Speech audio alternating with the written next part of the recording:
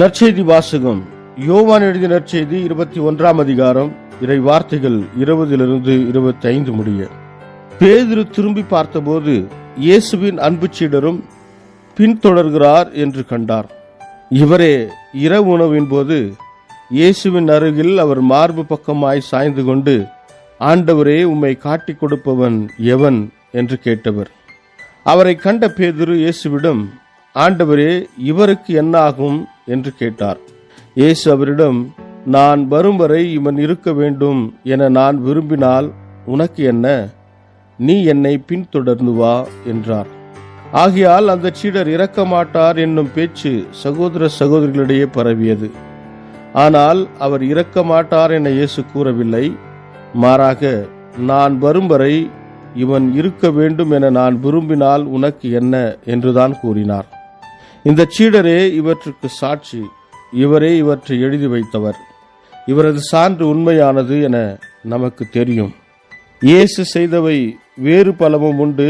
அவற்றை ஒவ்வொன்றாக எழுதினால் எழுதப்படும் நூல்களை உலகமே கொள்ளாது என கருதுகிறேன். இது கிறிஸ்து வழங்கும் நற்செய்தி. கிறிஸ்துவே உமக்கு புகழ். ಯೋಹಾನ ಅಧ್ಯಾಯ 21 ವಚನ 20-25 ಪೇತ್ರನು ಹಿಂತಿರುಗಿ ನೋಡಿದಾಗ ಯೇಸುವಿನ ಪ್ರೀತಿಯ ಶಿಷ್ಯನು ತಮ್ಮ ಹಿಂದೆ ನಡೆದುಕೊಂಡು ಬರುತ್ತಿರುವುದನ್ನು ಕಂಡನು. ರಾತ್ರಿ ಭೋಜನದ ಸಮಯದಲ್ಲಿ ಯೇಸುವಿನ ಎದೆಯ ಕಡೆಗೆ ಬಾಗಿ, ಪ್ರಭುವೇ, ನಿನಗೆ ದ್ರೋಹ ಮಾಡುವವನು ಯಾರು ಎಂದು ಕೇಳಿದ ಶಿಷ್ಯನೇ ಇವನು. ಪೇತ್ರನು ತಮ್ಮ ಹಿಂದೆ ಬರುತ್ತಿದ್ದ ಈ ಶಿಷ್ಯನನ್ನು ಕಂಡಾಗ ಯೇಸುವಿಗೆ, ಪ್ರಭುವೇ, ಇವನ ವಿಷಯವೇನು ಎಂದು ಕೇಳಿದನು. ಯೇಸು, ನಾನು ಬರುವ ತನಕ ಅವನು ಜೀವದಿಂದ ಇರಬೇಕೆಂಬುದು ನನ್ನ ಇಷ್ಟವಾಗಿದ್ದರೆ ಅದರಿಂದ ನಿನಗೇನು? ನೀನು ನನ್ನನ್ನು ಹಿಂಬಾಲಿಸು ಎಂದು ಉತ್ತರ ಕೊಟ್ಟನು. ಆದ್ದರಿಂದ ಸಹೋದರರ ಮಧ್ಯೆ ಒಂದು ಕಥೆಯೇ ಹರಡಿಕೊಂಡಿತ್ತು. ಯೇಸುವಿನ ಪ್ರೀತಿಯ ಈ ಶಿಷ್ಯನು ಸಾಯುವುದಿಲ್ಲವೆಂದು ಅವರು ಹೇಳುತ್ತಿದ್ದರು. ಆದರೆ ಅವನು ಸಾಯುವುದಿಲ್ಲವೆಂದು ಯೇಸು ಹೇಳಲಿಲ್ಲ. ನಾನು ಬರುವ ತನಕ ಅವನು ಜೀವದಿಂದ ಇರಬೇಕೆಂಬುದು ನನ್ನ ಇಷ್ಟವಾಗಿದ್ದರೆ ಅದರಿಂದ ನಿನಗೇನು ಎಂದಷ್ಟೇ ಆತನು ಹೇಳಿದನು. ಈ ಸಂಗತಿಗಳನ್ನು ಈಗ ಬರೆದಿರುವವನು ಮತ್ತು ಇವುಗಳ ವಿಷಯವಾಗಿ ಈಗ ಸಾಕ್ಷಿ ಹೇಳಿರುವ ಶಿಷ್ಯನು ಅವನೇ. ಅವನು ಹೇಳುವುದು ಸತ್ಯವೆಂದು ನಮಗೆ ಗೊತ್ತಿದೆ. ಯೇಸು ಇತರ ಅನೇಕ ಕಾರ್ಯಗಳನ್ನು ಮಾಡಿದನು. ಅವುಗಳಲ್ಲಿ ಪ್ರತಿಯೊಂದನ್ನು ಬರೆಯುವುದಾದರೆ ಬರೆಯಲ್ಪಡುವ ಪುಸ್ತಕಗಳನ್ನು ಇಡೀ ಪ್ರಪಂಚವೇ ಇಡಿಸಲಾರದೆಂದು ನಾನು ನೆನೆಸುತ್ತೇನೆ. ದೇವರ ವಾಕ್ಯವಿದು. ದೇವರಿಗೆ ಕೃತಜ್ಞತೆ ಸಲ್ಲಲಿ. Gospel according to John chapter 21 verse 20-25.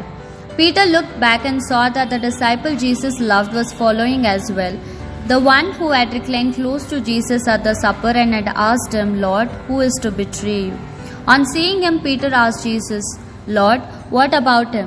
Jesus answered, If I want him to remain until I come, does that concern you? Follow me. Because of this, the rumor spread among the brothers that this disciple would not die. Yet Jesus had not said to Peter, he will not die.